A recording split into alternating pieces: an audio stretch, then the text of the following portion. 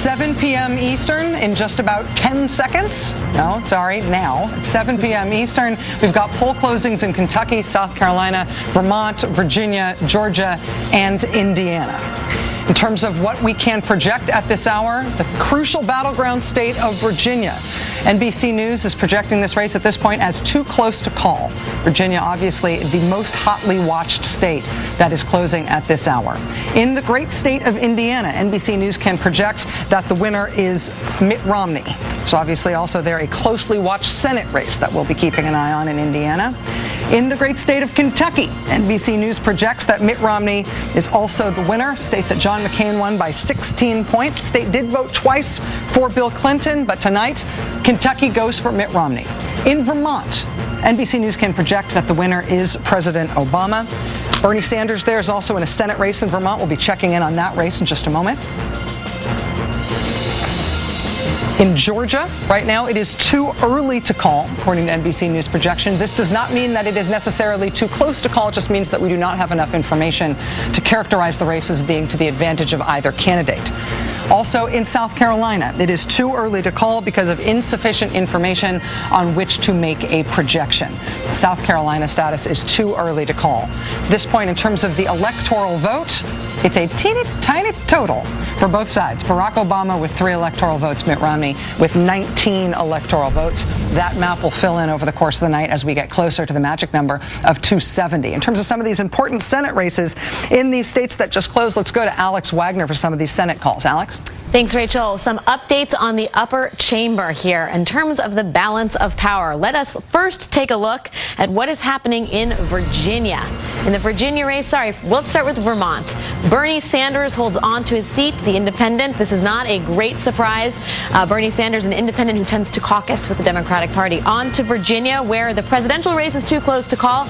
And not surprising, the Senate race is as well. This is going to be one where the down ticket, down ballot may reflect what happens at the top of the race, at the top of the ticket. 4% of the vote in Indiana. It, too, is too close to call at this hour. Romney there is a projected winner. It'll be interesting to see what happens down ballot. Let's look at the Senate overall. It remains unchanged. Democrats hold 30 seats, Republicans 37, and independents have 1. Back to you, Rachel. Alex Wagner, thank you very much. Chris Matthews, too close to call in the Senate races in Virginia and in Indiana.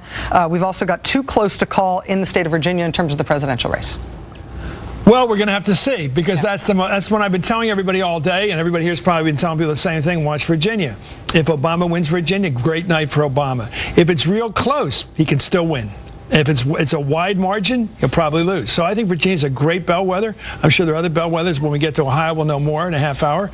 But Virginia's a great indicator. And now that it's, let me see what we're calling that. Virginia too close is too close. Yeah. Close is real. So I would say either side can win this one. It's still open. It's good news for Obama that it's close, because it would have been bad news if they gotten a lead there. I'm cognizant of Chuck Todd's note on Virginia earlier, that Virginia isn't one of those states that takes forever usually to call, right? Virginia is one of those places where it's considered to be a pretty orderly state, and where we don't necessarily expect these things to drag on all night. But if it's too close, it's too close. This is a state that has changed demographically quite a bit, probably as much as any state in the last 10 years. Especially in the northern part of the state with the Latino vote. But I believe that if President Obama can win Tidewater, he can win the state of Virginia.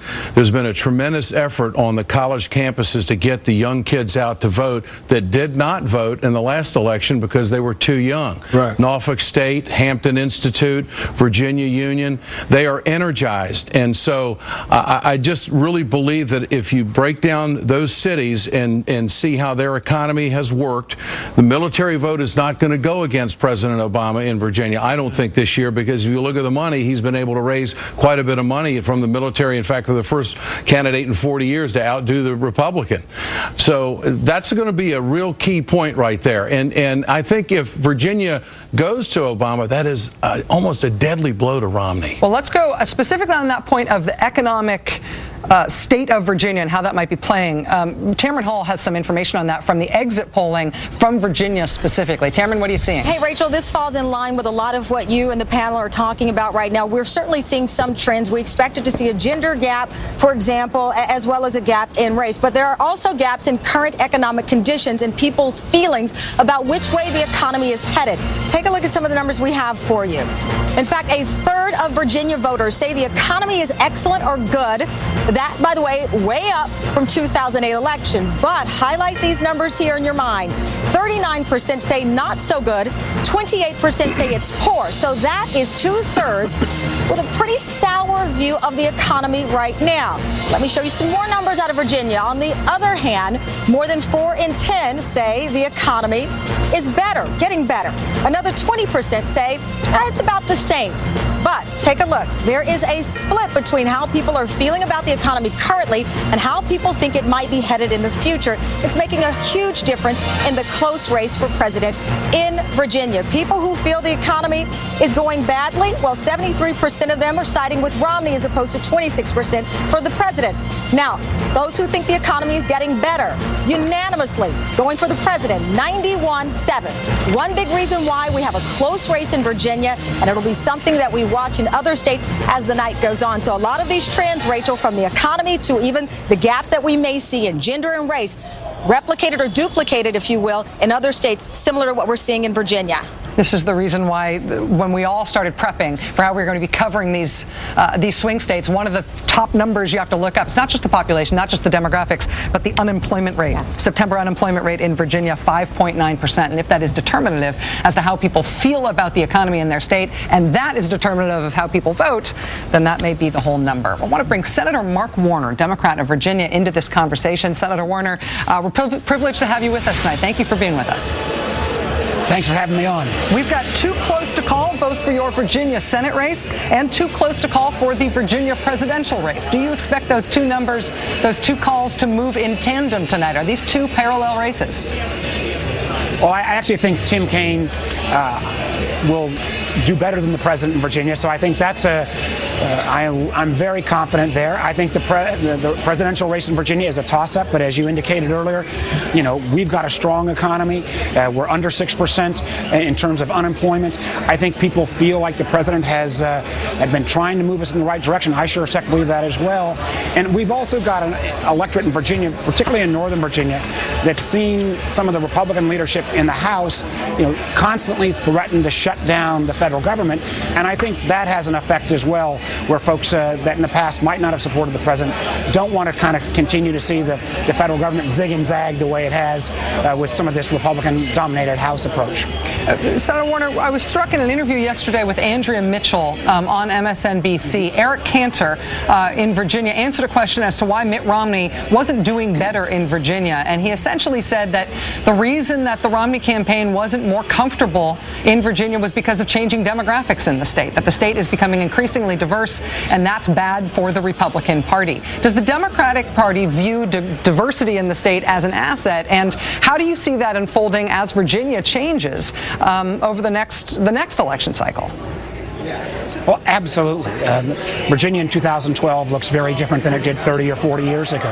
We've got a very fast rising Hispanic population, one of the fastest growing Asian populations. African Americans make up over 20% of our population. And increasingly, we talk about a lot of that in Northern Virginia, but there's vibrant Asian and Hispanic communities in Richmond and Hampton Roads and the Shenandoah Valley. So I think demographics are moving in Virginia's direction, but there's an awful lot of people that I think also understand that this president has got us headed in the right direction. If we just have a Congress and a Senate that would meet him halfway, a lot more could get done. One comment made earlier by my friend Ed Schultz is noting that this President Obama, has been outraising Mr. Romney in terms of donations from the military. Military voters, and obviously Virginia has such a huge military presence, are traditionally viewed, at least from the Beltway's perspective, as being reliable conservative voters. Has that changed, and has that changed because the Democrats have made it change somehow, or is that, again, a matter of demographics? Well, I don't think it's demographics. Here was a case 4 years ago where we had, in Barack Obama, somebody who was untested on the foreign policy, running against a genuine American hero.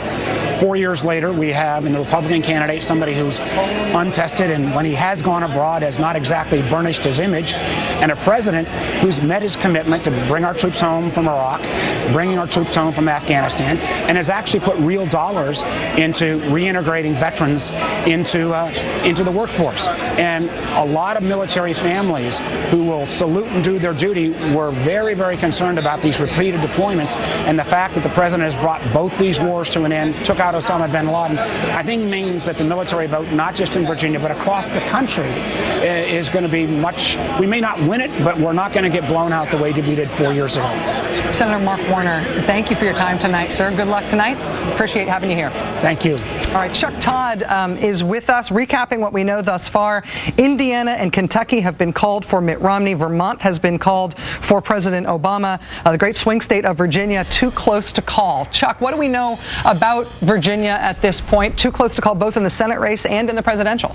We do, and what's interesting there is there's been this expectation, by the way, that Tim Kaine would do a little bit better than President Obama, so that'll be interesting to watch, and we'll have a clue that there's been sort of well, not much of a difference, but a 1 to 2 point, that there might be Kaine-Romney voters, particularly in the Richmond suburbs. Tim Kaine, former mayor of Richmond, may overperform with some Republicans there, versus there being not too many George Allen, Barack Obama voters. I don't think those folks exist, although I remember I had the Allen campaign making that argument to me a few months ago, but we'll see there. What I'm looking for in Virginia tonight simply is two parts. I mean, this is what the president did in 2008, right? He did really well in Norfolk, and Norfolk's sort of a secret weapon. I know you had Mark Warner talking down there, but this has been a huge, as fast growing as Northern Virginia is, so is the Norfolk Hampton Roads area is big. But he did do well in the Richmond suburbs, as you see here. The president did. Will he continue that tonight? And then he did surprisingly well right outside of the Roanoke. But honestly, this thing is about, if you will, Prince William County and Loudoun County. And these were the margins, if you will, for President Obama. Look at this. He had nearly a 30,000 vote margin out of Prince William, and Prince William's only growing. The question is, this was a county that President Bush carried in 2004. So this is where Mitt Romney's got to make up a whole bunch of numbers. And then here's another county that I think is important for people to follow, and that's Fairfax. Because look at the chunk of vote. 110,000 votes. We talk about in Ohio, Cuyahoga County is this giant run-up-the-score margin issue. Well, this is the same issue here for President Obama. He's got to get 100,000 or more vote out of Fairfax County to keep Virginia, if you will, as a potential for him to carry this. Mitt Romney has got to cut those margins under 100,000. So when I'm watching those two county returns, I'm refreshing it like crazy over here, county by county, to get that. But that's how I'm watching it. And one more thing about Virginia, Rachel. Virginia and the national number 4 years ago were right on the money. It was the closest of any state to the national number. Not surprising that our last Virginia poll and our last NBC Wall Street Journal national poll, identical. Amazing. All right. Well, so as goes Virginia, so goes the nation. I do think that, actually. And as goes Fairfax County, so goes President Obama's prospects. Howard Feynman actually is joining us now with some reporting from Northern Virginia, which, of course, is that area that is so crucial to the Democratic chances of running up the score. Howard, what do you have? Hey, Rachel. Before I came up to New York, the last place I went was Northern Virginia, out to Prince William County, which is on the borderline between metropolitan D.C. and the more rural parts of Central Virginia. And the Obama campaign's organization there was really something to see. Prince William County is a county that has every conceivable ethnic group in it, every slice of the American demographic life.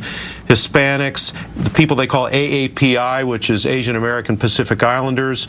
And the Obama campaign had a sort of distributed computing approach to things, where they really had it down to the granular level. I just got off the phone with one of the top people in the Obama campaign in Virginia. They say there are very long lines in Prince William and in other Northern Virginia counties and in other strongholds, including in the South.